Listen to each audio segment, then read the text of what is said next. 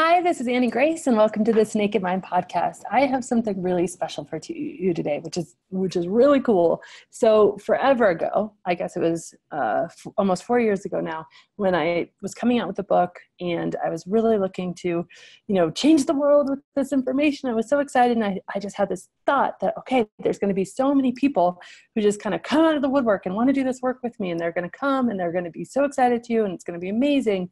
And so I put it out there, and it was just kind of crickets, and nobody was just coming knocking down my door saying, yes, I want to do this with you. This is so amazing. And, so I kind of let go of that and said, okay, that's just how it is. No big deal. And went on my way and just kept soldiering forward. And then about 1.5 years ago, I actually had somebody on my podcast. His name is Scott Pinyard. And I had him on my podcast, and he showed up, and not only had he read This Naked Mind and stopped drinking, but he had also started a coaching business, and he was helping other people. And it was so beautiful and so cool. And he was such an amazing guy that after the podcast, I said, hey, I would love to work together someday. And he said, yeah, me too.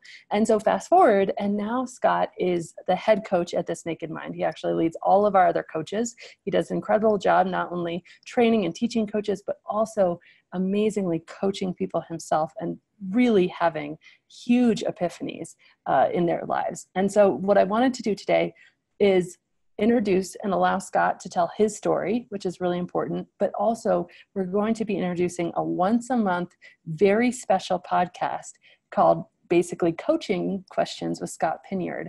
And it's going to be where he can come on and we get questions, you guys, in coaching that are, they're hard, they're intense, they're deep, you have to wrestle with them and think through them and all of these things. And so this is going to be an ongoing thing where once a month, Scott comes on and he takes some of the more difficult, intense questions, some questions that we're not getting asked elsewhere, and really answers them for everybody on the podcast and just gives you so much value and so much insight and so much just heart. And so without further ado, I'm going to bring Scott on. I'm going to let him go through his story, tell you his story himself, and then stay tuned because we are going to launch this Coaching Questions with Scott Pinyard. And I cannot tell you how excited I am.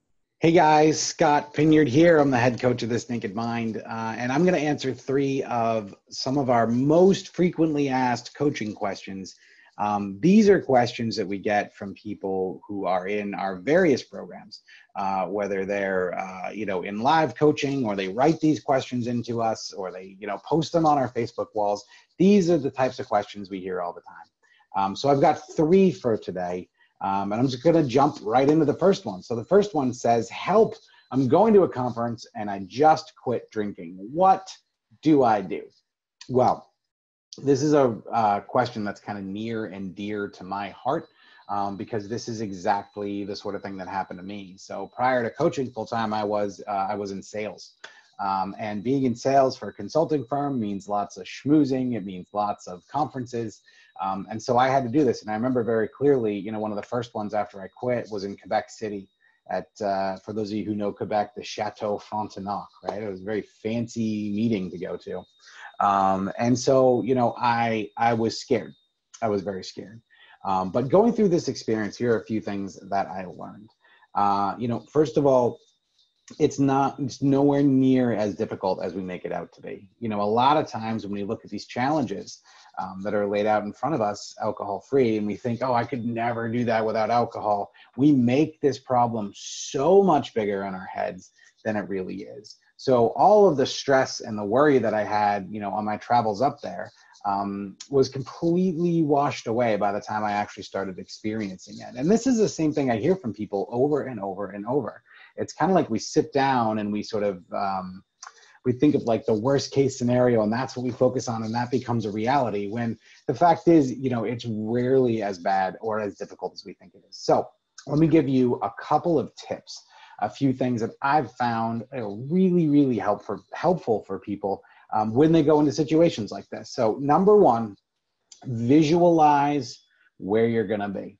So for a lot of us, if it's meetings or if it's conferences, chances are we've have some idea of who's going to be there, or we've been to conferences before, so we kind of know how they go, right? You got like the meetings during the day and then the cocktail hour at night, and we get it, right? We've done a lot of it. So visualize yourself there, right? Think of traveling there. Think of getting on the plane or waiting for the plane in the airport, right? Not at that airport bar. Think of getting on the plane, and instead of ordering a drink, you're ordering a Diet Coke, right? How do you feel? What's around you? What do you see? Really put yourself in that moment, and then maybe you get off the plane and you go there the day before because it's a long way away. So now you're in a hotel room and you're not drinking. If you're anything like me, hotel rooms were prime drinking time. That was absolutely the case for me. So you're in this hotel room, right? And what are you doing? Are you going to work out? Are you just watching TV? Literally sit there, close your eyes, and paint the picture in your head. Now you're at the conference, right? What's the day of the conference going to be like? Who are you going to see? What sort of stuff are you going to copy? What sort of topics are going to be there? What are you wearing, right? Spend time and energy really visualizing this stuff, and go all the way through your whole trip. Normally, one of the most difficult times of these sort of trips for people like us are the cocktail hour, right? That reception at the end of the day where maybe you've been sitting in some boring conference all day, and now all of a sudden there's all this free booze, and people want to connect, people want to talk, and for a lot of people, they need booze to do that. So picture yourself there. Picture how you're going to feel. What is it going to look like? What is it going to smell like? What is it going to sound like being there? How are you going to talk to people? What are you going to engage people on? What are you going to say? What sort of conversations are you going to put, try to string together? So spend some time really seeing that, right? Really, really looking into that, really painting that picture. And when you do this, you start to feel the emotions and have the thoughts that you are possibly going to have in real life, right? When this actually happens to you. And this is a really good thing, because you're sort of acclimating yourself to what this is going to be like for you down the road. So that's thing one. Thing two, I've got a sort of a 3-point plan that tends to really help people who are going through stuff like this. And it's really simple. Have a buddy, have a plan, and have an excuse. And I'll go through all 3 of these one at a time. So first is have a buddy, right? Make sure when you're going into a situation like this, whether it's a work conference or maybe it's a party with friends or a family event, make sure that you have someone who knows you're alcohol free, someone you trust, someone you can talk to, maybe someone you can walk up to and give a hug to, when you don't feel good, if you don't feel good. Make sure that person knows that you're not drinking, and tell them, commit to them that you're not going to drink.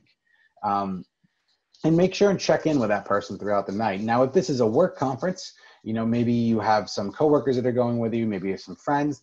If you don't have anyone with you, connect with someone at home, maybe your significant other, maybe a sibling, maybe a best friend, whatever it is, the people who support you. Let them know, I'm going to this event. I am afraid it's going to be challenging for me. And I'd like to check in with you. I'm going to check in with you every half an hour, just so you know, right? Knowing you have that support is massive going into this. Number 2 is have a plan. And what do I mean by this? What I mean by this is have a plan for where you're going to go when the event is over. All too often, we spend so much time thinking about how difficult this is going to be, how hard it's going to be to get through the event, how we're going to be frustrated, we're going to be angry, we're afraid we're going to cave. All of these thoughts are going around in our head, and we just have, we have blinders on, right? Like, we don't think past the event. So think this through, right? Think about what you're going to do after the event. And also think about, what you're going to do and where you're going to go if you decide, hey, this is too much for me, right? I don't want to be around this. When I had done stuff like this before, I would actually make a list of people I want to talk to. And so as long as I talked to those people on that list, I was totally free to get out of there. But if you have a plan and you can say, okay, if it's too much for me, I'm going to go up to my room, or I'm going to go for a walk, or I'm going to go visit this, restaurant, or I'm going to go to this museum, whatever it is, right? Have an idea of where you're going to go. Have that idea, ready to go in your head in case you kind of bump up against a wall and you think, this is too much for me. And the final one is have an excuse. So what do I mean by this? What I mean by this is, have something in your back pocket that you can use in case you need to leave early. I'll be blunt. when you are in these situations, especially the first few times, your brain is going a mile a minute. It's very difficult to make decisions, right? It's very difficult to come up with an elegant or sort of neat excuse that you think people are going to buy, that you feel comfortable with. So what happens, right? So we're in this situation and we're thinking, man, I really got to get out of here. This is too much. I really got to get out of here. I don't know what to say. What is my boss going to say? What is my friends going to say? You know, we're just spending all this time with these wheels churning. And you know where that ends up leading to a lot of times? Screw it. I'm just going to go ahead and have a drink, right? And so we don't want that to happen to you. So have that excuse ready to go. Whatever it is, you could use the tried and true to I don't feel well, which by the way is completely true if that's the case. Or, you know, might have to call my wife, or I'm tired, or whatever it is. Have that excuse ready. So in case you need it, in case something comes up and you know you need to go, then that is ultimately the thing you use. And you don't have to think about it, right? It's automatic and you can get out of there and you can get on with your day or evening. The last sort of tip, actually one more before I go back to that. So have a buddy, have a plan, have an excuse. These are really good things to have. And actually, if you do this, if you do this consistently and if you do this well, chances are you'll never have to use this. The number of people who come back to me and said, Scott, like I had my buddy, I had my plan, I had my excuse, and I didn't use any of them. That's good news. Just the fact of having this, right? Just the fact of knowing that there's a backup for you can be really, really helpful and calming while you're actually in the event. And you'll start to look at, the challenges that are arising as things that might be fun to try to get through instead of this awful experience you have to grit your teeth through. So the last point that I want to talk about on this is make a commitment. So one of the things that's really tough when we go into these situations is a lot of us tend to say, you know what, I'm going to try really hard not to drink, right? I don't think I'm going to drink tonight, right? You hear these sort of non-committal statements. You hear these things of like, well, I'm quitting drinking, so tonight is a night that I'm going to be really careful about it. I mean, what does that even mean, right? So if you're going into a situation and you want to not drink, make a burn the boats commitment, right? And that's where, accountability comes into play. That's where self-accountability as well as accountability with others can make a big difference. So if you're going into this and you're not going to drink, say, I am not going to drink no matter what. Have that commitment going in. Know that you have your buddy and your plan and your excuse. Know that this is just one night, and that as a matter of fact, research indicates that it gets about half as difficult every time you do it. You know that this first time around is going to be difficult, but have those facts, have those ideas ready to go in your head. And when you go into this, go in with an open mind. One of the things that is absolutely amazing about this is that we really don't know what things are going to be like for us. We can dread something till there's no tomorrow and then end up having the time of our lives. So there are some tips to get through that situation. I think the last thing I would say about that is there is so much that you've been missing from drinking, right? There's so much that you've been missing going on around you. And because you've been drinking, you haven't noticed it. So you're in for a fantastic time. You're in for some surprises. You're in for things you go, oh, I never noticed that before. I never realized that. So just recognize that, there's so much out there with these events, and being able to connect with people, that there's more than every chance in the world that you're going to have a fantastic time. Even if it seems scary, trust me, you will.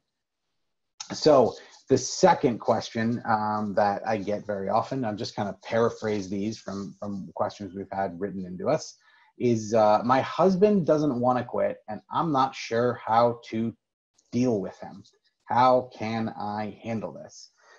So this is a very common situation, right? You have a couple who have been drinking together sometimes for a long time. You might be saying it's like 35, 40 years we've been hanging out and drinking. And maybe it's hardcore partying drinking, but maybe it's just like 2 or 3 drinks after work every day. And what tends to happen is one member of the couple identifies before the other member of the couple, hey, this is no good, right? This isn't working for me. I'm recognizing, say, if I take a night off, I can't sleep. And so what ends up happening is there's some tension in the relationship. If one person recognizes they drink too much, well, what do you think is going to happen when they tell the person they drink with every single day, I drink too much? I like to say that's like holding up a mirror to someone. And for a lot of us, getting to the point where we admit we have an issue with alcohol takes a lot of courage. But there's a whole lot of denial that happens before that. So, when someone holds up a mirror to us, when someone says, hey, I drink about the same amount as you and I drink too much, that can make us really uncomfortable. And so what ends up happening is some tension, right? And there's several different ways to kind of approach this. And it really depends on the specific personality types and what's going on. First, and this is important no matter what sort of significant other you have, be open and honest. Come up with a list, come up with a way to explain to your significant other, these are the things I need. Maybe it is for you that you don't want alcohol in the house. Well, maybe it is for you that maybe you don't want drinking on weekends. Maybe you don't want to have conversations when they're drinking. Whatever it is, understand what that is for you and communicate that very clearly with your significant other. Ultimately, what this is all about is you standing up for yourself and saying, you know what, this is what I need to get better, right? I'm working on myself. This is what I need to get better. 9 times out of 10, the other partner has no problem doing these things. And it can absolutely be a sort of stepping stone to a larger conversation, which I'll talk about later. If you have a partner who drinks a lot, it might be wise to schedule some time, maybe some evenings or some activities outside of the house for you. It's good to break your routine anyway when you're trying to drink. But if you know that there's going to be a lot of alcohol in your house all the time, then try to do some new things, right? Maybe it's go to the library or go for a walk or go to the gym or whatever that might be. Be aware of what the situation is and plan for it accordingly. Ultimately, what ends up happening, and I've seen this so many times now, is one member of the relationship quits drinking. The other member maybe is a little bit resentful or maybe a little bit stubborn or maybe just generally unhappy with the decision. You watch some time go by. You watch the person who's quitting drinking get healthier and sleep better and feel better and become more open and loving and trusting of the other one. And eventually what happens? Eventually that other one says, what was that book you read 6 months ago? What was that course you took? And I'm not making this up. I literally see this all the time. And part of it is that for some of us, it's difficult it's difficult, I guess, for all of us to admit that we have an issue with it. It's harder for some of us than for others. So also recognize that your husband in this case is watching. He's probably wondering if you guys have drank together regularly for years. Like I said, you saying too much, directly implying that he drinks too much. And so he might already know this and he might be wondering. Who knows? He's probably had these thoughts for years. So it might make sense to, just be open and honest and direct with him and talk about it and then just plant that seed and let it germinate. I think my last bit of advice on this, just based on people I've worked with over the years, is don't preach. It's very easy to get into kind of a preaching mode. It's very easy to start saying, that's ethanol, right?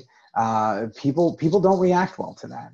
Ultimately, if you can be open and honest about your experience and how you're feeling better and what it's done for you, that's the best you can do to try to convince the other person, hey, maybe this is a good idea. Maybe this is something that I should look into too.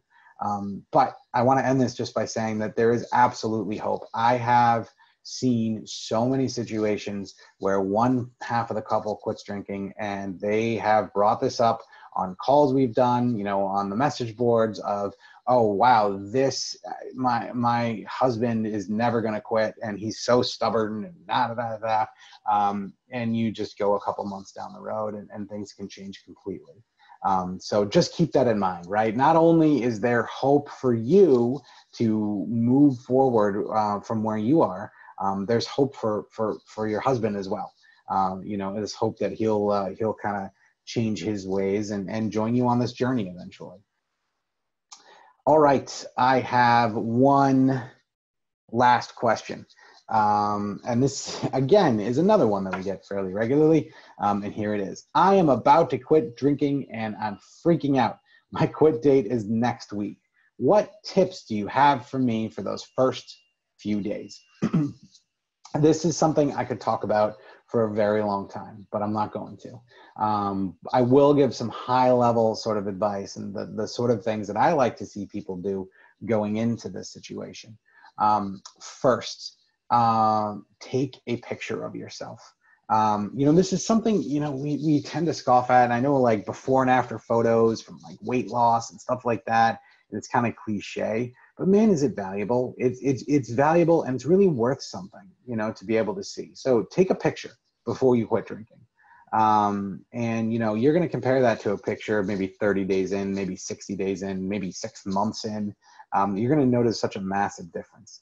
But even just a few weeks, you can start to notice it. So have that picture. The second thing, just like recording what you look like, is record how you feel. For some people, that's a written, you know, a handwritten journal. For other people, that might be video journals. I did a video diary. When I did it, I would turn my phone on while I drove to work and just talk to myself like a crazy person for 20 minutes while I drove somewhere. Whatever that is, however you can do it, you know, really convey the way you feel, and start doing that now and keep doing that throughout your journey. It is such a gift to give yourself to be able to look back on certain parts of your journey and say, wow, at this point I was feeling so happy. And then, oh, look at this thing happened. And, you know, I was struggling with this and I was struggling with that. But chronicling this will absolutely help you. As you keep going, it'll help you kind of get a sense of where you've been. It'll get you some confidence that you can keep going. And there's another reason actually that journaling can really help is that many times a lot of us, you know, we go through this process somewhat alone. You know, in the last question I was talking about a husband and wife relationship, or one was quitting drinking and the other one didn't want to. That's kind of lonely. So if you are doing a video journal, if you are writing down your thoughts every day, you're communicating what's going on. And that is so massively helpful to help us process, to help us work through the emotions and the thoughts that come up. So, you know, take that time to actually journal. My next tip is to, you know, prepare for a few days of some bumps. You know, for a lot of us, probably one of the most common things is sleep disturbances. Right. So if you have a partner that you live with, make sure that they're aware of that. Make sure that you kind of open up your schedule a little bit, right? Let yourself go to bed a little bit earlier. Maybe let yourself sleep in a little bit earlier. Just be kind of generally nice to yourself around the sleep aspect and rest aspect of this. There's no guarantee, by the way, that sleep's going to be an issue for you. But just kind of having that in the back of your mind and planning that out can be massively, massively beneficial. You know, another tip that I give people, it's kind of not a tip as much as it is just something to think through, is really think about if you want to have alcohol around while you're quitting. So, you know, maybe this is possible for you, maybe it's not. Maybe there's someone else in your house who drinks who wants to have their alcohol, that's fine. But for many of us, you know, we might have bars or, you know, bottles of wine or whatever it is, right? We might have been brewing beer and have a bunch of that in the cellar somewhere. But recognize, you know, man, is this going to be good for me if I have it around, right? Is this something that's going to work? Now, when I quit, there were a couple of bottles of wine in my kitchen, and it didn't bother me. it didn't bother me because I got to a certain point. But I'm me, right? You're you. So many people just say, what, I don't feel like having this around. And so you can dump it out if you want to do that. You can give it away to friends, whatever you want to do. But just kind of think that through and think through like, okay, this is not necessarily helping me. And here's what I'm going to do with it. My last tip, and like I said, I could keep going on these, but these are kind of the greatest hits. The last one that I would highly, highly recommend is plan to be gentle with yourself. Plan to do something nice for yourself. And that could mean a lot of different things, right? That could mean, what, after a week, I'm going to go get a massage, or I'm going to save the money I was going to spend on this, and I'm going to go buy myself a new fill in the blank. There's one lady that was in one of our courses that saved up all of her money for a year and went out and bought a car. I don't think she drank that much every year, but still the idea was there, right? The idea was, $40,000 worth of alcohol is a lot. Like, the idea was there is that she was saving the money from drinking, and then eventually that treat was out there, and she took advantage of it. But figure out what that is for you. But besides doing something like that, just recognize what are the sort of things that you can do to treat yourself well. So I already talked about sleep. Make sure you have sort of just downtime in general, right? Sort of disconnected relaxation time. And sort of, give yourself the space to be gentle on yourself. This, for a lot of us, is a massive transition. It's a big change, and many of us have tried this multiple times and have really had a difficult time making it work. So recognizing that, right? Recognizing that this is hard, can be hard work, that for your body and your brain, as your body and brain are healing, since this can be hard work, give yourself the space to rest and recuperate, give yourself the treats to feel good about it. And that can go a long way, especially in early days. So there you have it. Those are 3 of the most commonly asked questions. I'll be back on this podcast from time to time to answer more questions, talk a little bit more about coaching, talk a little bit more about this process in general. I hope you enjoyed listening to me, and we'll talk soon. Take care. This has been Annie Grace with This Naked Mind podcast. Thank you so much for listening. You can learn more at thisnakedmind.com. And please remember to rate, review, and subscribe, as it really helps us spread the word.